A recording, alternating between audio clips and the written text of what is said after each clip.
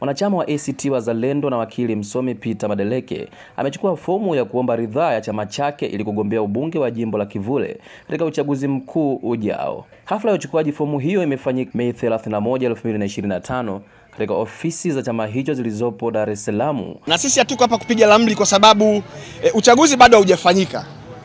Na hatuwezi kujua yajayo kabla hatujafika huko. Sisi tunaamini kuchaguliwa na kuchagua, kupiga kura na kupigiwa kura ni haki za kisheria. Sasa kama kuna muhuni yoyote atakuja kuharibu huo utaratibu, hilo ni swala lingine na tutakabiliana naye kwa mujibu wa utaratibu atakaokuwa amejiandaa nao kuharibu uchaguzi. Sisi tunagombea, sisi tutashiriki uchaguzi na tunatarajia kutangazwa sababu ndio sheria zinaelekeza hivyo. Lakini kama kuna mtu amejiandaa kuja kupora ushindi wetu, kwa kweli hiyo tutakabiliana naye kwa ulalo. Kwa maana hiyo mnajua kabisa uchaguzi ambazo zinafanyika zimekuwa na changamoto nyingi zinafanyika.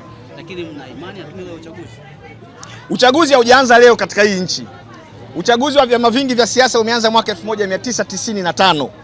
Na wakati wote huo uhuni ulikuwa unafanyika, kura zilikuwa zinaibwa, lakini washindi walikuwa wanatangazwa. Na ndio maana kuna kipindi tulikuwa na wabunge wengi sana katika bunge la Jamhuri ya Muungano wa Tanzania kutoka kwenye vyama vya upinzani. Kwa hiyo kusema tu kwamba uchaguzi wa mwaka huu utaibiwa ndio tuhususie, hatuwezi kuhususia kwa sababu sio uchaguzi wa kwanza, lakini tumejiandaa kukabiliana na kila aina ya hila itakayofanyika kwenye uchaguzi wa mwaka huu.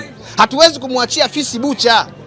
Tuna uzoefu, Zanzibar CUF iliwahi kususia uchaguzi mwaka 2015. Kilichofanyika ni kwamba CCM waliingia kwenye uchaguzi peke yao, wakashinda vitu vyote vya baraza la wawakilishi, wakaenda kutunga sheria za ambazo zilikuwa zinasema uchaguzi utafanyika siku moja kabla. Yaani kuna siku ambao vyombo vya ulinzi na usalama watakwenda kupiga kura peke yao, alafu siku nyingine ndio siku ya wananchi wote. Jambo ambalo lilikuwa linaashiria kuandaa utaratibu wa kuiba kura.